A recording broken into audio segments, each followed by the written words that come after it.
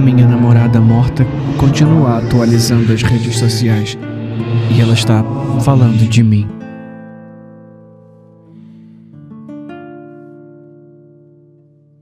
Tudo começou com uma notificação. Emily acabou de postar uma nova foto. O meu estômago revirou. Emily morreu há 6 meses. Cliquei com as mãos trêmulas. Era uma foto do meu apartamento, da minha janela do quarto tirada da rua. A legenda: eu vejo você. Eu quase deixei o celular cair. Só podia ser uma piada de mau gosto. Alguém devia ter hackeado a conta dela. Liguei para os pais dela, mas eles não mexeram nos perfis. O celular dela tinha sido enterrado junto com ela. Eu denunciei a conta, bloqueei, mas as postagens continuaram. Uma semana depois, outra foto. Meu carro no estacionamento do mercado. Você esqueceu o leite. Eu fiquei sem ar. Eu realmente tinha esquecido o leite. Tentei fazer login na conta dela, mas a senha tinha sido alterada. Mandei um e-mail para o suporte, desesperado por respostas. Eles responderam no dia seguinte. Essa conta foi acessada de um dispositivo usado pela última vez há 6 meses. A última vez que a vi viva. Não dormi naquela noite. Tranquei as portas, fechei as cortinas, ignorei o celular, mas às 3 da manhã, a tela acendeu uma notificação.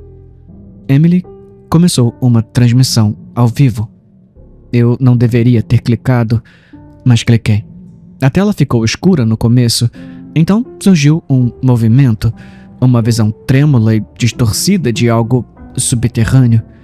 Paredes de madeira, terra fofa se comprimindo pelas beiradas, uma respiração baixa e ofegante. Então, a voz dela: me tira daqui. Eu joguei o celular para o lado. Meu corpo todo tremia. Na manhã seguinte, dirigi até o cemitério. Não sei o que eu esperava. A sepultura dela estava intacta, a terra bem firme. Mas quando me virei para ir embora, meu celular vibrou de novo. Uma nova foto. Eu, em pé, diante do túmulo dela. A legenda: quase lá. Eu não voltei para casa. Fui para um hotel. Precisava de tempo para pensar, mas as mensagens não pararam. Toda noite, às 3 da manhã, surgia uma atualização. Às vezes eram fotos dos lugares onde eu tinha estado naquele dia. Outras vezes, mensagens que me davam calafrios. Aqui embaixo tá frio. Por que você me abandonou? Ele não vai me deixar sair. Eu parei de ler, parei de dormir. Meus amigos disseram para eu buscar ajuda, mas eu sabia que não era coisa da minha cabeça. Alguma coisa estava fazendo isso. Então, na noite passada, ela postou um vídeo. A câmera tremia violentamente, como se alguém tentasse se soltar. A tela estava escura, mas eu conseguia ouvir algo raspando, cavando. A voz de Emily, em pânico, desesperada. Por favor. Ela soluçava. Eu não quero mais ficar aqui. Teve um som atrás dela. Uma respiração profunda, estridente. Então, uma voz que não era dela. Está quase na hora. A transmissão foi cortada. Eu não aguentava mais. Precisava saber a verdade. Peguei uma pá e voltei ao cemitério. O ar estava pesado, me sufocando. Minhas mãos tremiam conforme comecei a cavar. Quanto mais eu cavava, mais eu sentia algo errado, como se alguma coisa logo abaixo da superfície estivesse observando, esperando. Então, minha pá bateu na madeira. O caixão estava lá, mas havia algo estranho. A madeira estava rachada, estilhaçada por dentro, como se alguém tivesse tentado escapar com as próprias unhas. Prendi a respiração enquanto eu a forçava a abrir. Estava vazio. O celular no meu bolso vibrou. Eu quase não quis olhar, mas olhei. Transmitindo agora: Emily. A tela estava completamente escura, mas eu ouvi a respiração. Lenta, áspera. Em seguida, um sussurro tão perto que pareceu vir de trás de mim. Ele me deixou sair. Algo se mexeu entre as árvores perto do túmulo. E então, A transmissão terminou.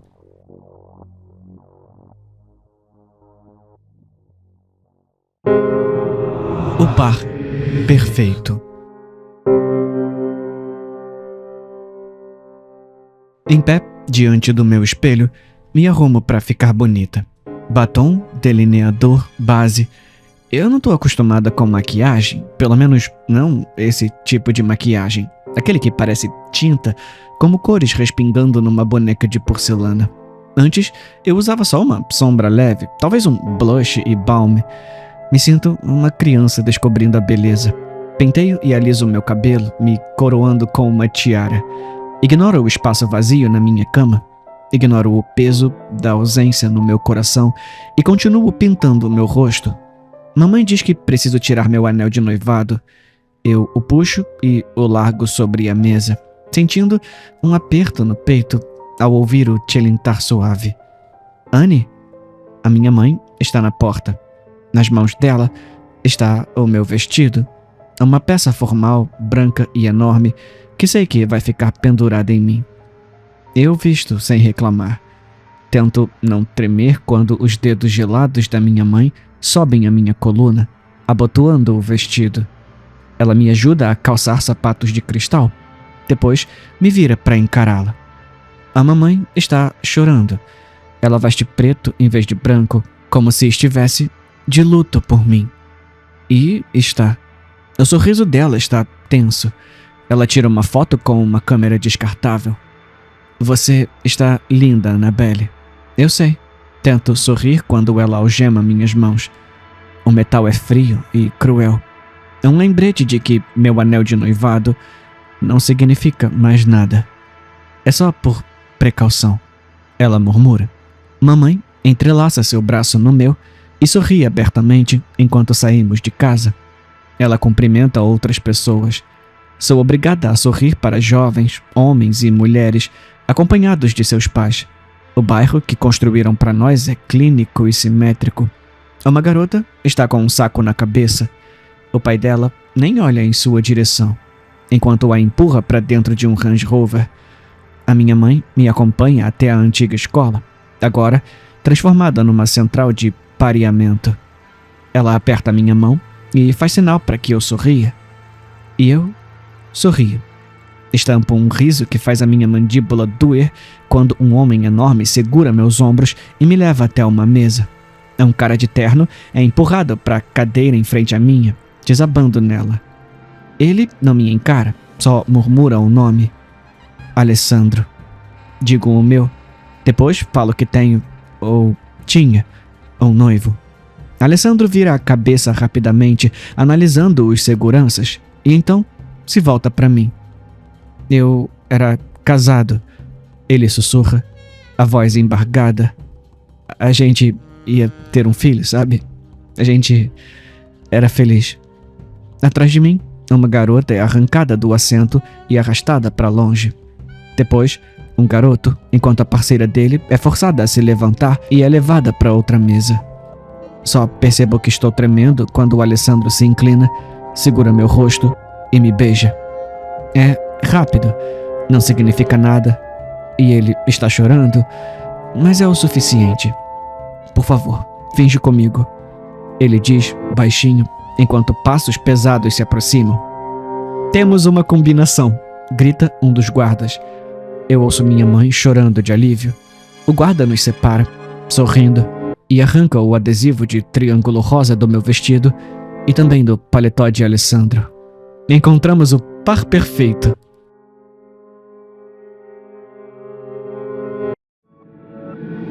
Eu sou conselheiro em um abrigo para mulheres abusadas e me chamam de Milford, o mágico.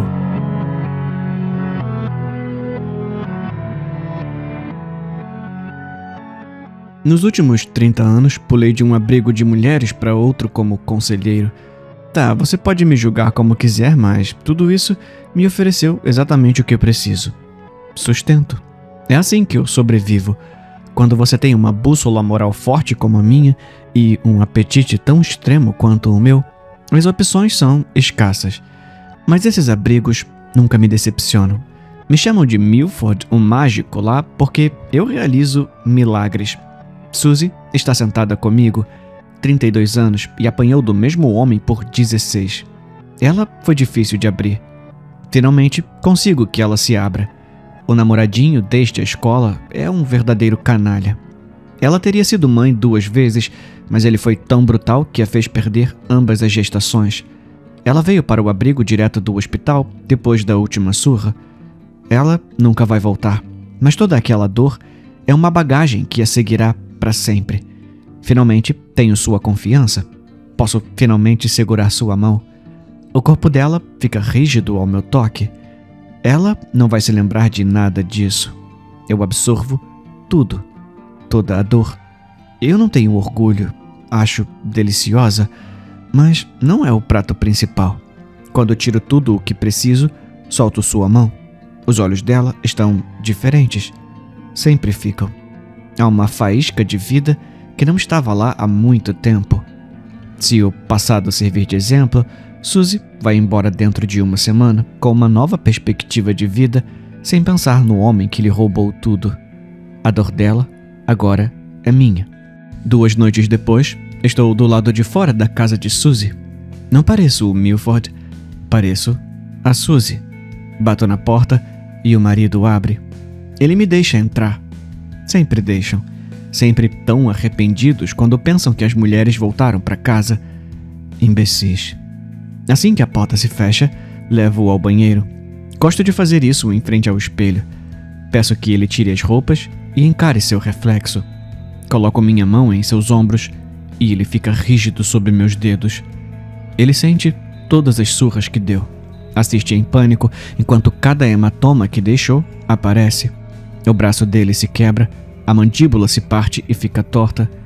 3 costelas se quebram. Tantas lesões, tanta dor, tão deliciosa. Eu mudo de forma. Não sou mais Suzy, não sou mais Milford. Sou eu. Ele me vê como eu realmente sou. E ele se borra de medo. É como eu preparo o jantar.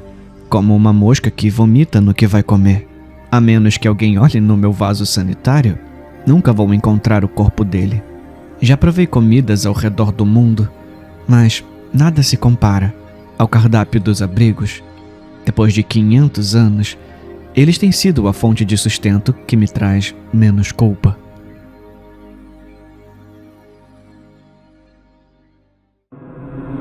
O meu marido fala durante o banho.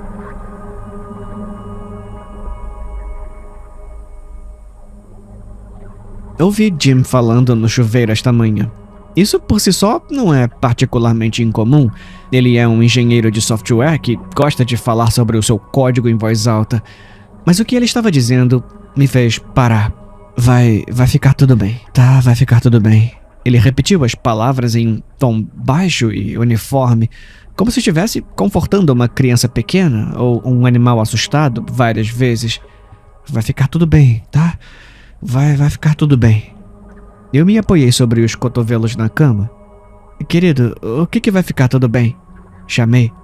A água corrente parou imediatamente. Jim veio até a porta do quarto com uma espátula na mão. O que foi? Ele disse. Meu cérebro, obstruído pelo sono, gaguejou em confusão. Você estava tomando banho, eu disse, falando sozinho. Ele balançou a cabeça, parecendo confuso. Ah, eu tomei banho ontem à noite. Aliás, você deveria se levantar, o café da manhã está quase pronto. Então, ele desapareceu de volta para a cozinha. Deve ter sido um sonho, pensei. Algumas horas depois, ouvi novamente enquanto saía de uma videochamada. Água corrente. Peguei meus fones de ouvido e caminhei até a porta do meu escritório em casa, olhando para o corredor em direção ao som. A porta do banheiro estava fechada. Eu deveria estar sozinha em casa. Alguém invadiu a casa para tomar banho? Então, ouvi a voz, fraca, aguda. Cheguei mais perto. Estamos presos. Nós estamos presos. Era a minha voz. Entrei no banheiro, frenética. O cômodo estava silencioso, vazio. Quando toquei nas paredes do chuveiro, elas estavam secas. O incidente ainda estava na minha mente quando fui buscar Jim naquela noite. Enquanto ele se acomodava no banco do passageiro, resmungando sobre congelamentos de código e revisões de privacidade, eu emitia sons superficiais de ao sair do estacionamento. O trânsito estava excepcionalmente tranquilo. Atravessamos a ponte sobre a baía, perseguidos pelo pôr do sol. Minha respiração ficou presa ao ver a luz dourada, com um toque de violeta se espalhando pelo horizonte. "Cuidado!" Jim gritou. Desviei o olhar do pôr do sol bem a tempo de ver um carro na pista contrária desviar para nossa frente. Por instinto, freiei e puxei o volante o máximo que pude para a direita. Os pneus cantaram terrivelmente. Batemos na barreira de concreto.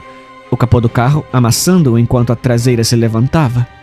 O carro deu uma cambalhota quase preguiçosa no ar antes de atingirmos a água e eu apaguei. Quando recobrei a consciência, tudo estava escuro. Levei um segundo para me lembrar.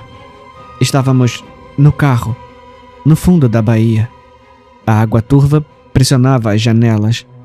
"Estamos presos", sussurrei. Jim apertou a minha mão. "Vai ficar tudo bem, tá? Vai ficar tudo bem", ele disse, tranquilizador. Um arrepio percorreu a minha espinha, porque de repente eu sabia o que ouviria em seguida. Água corrente.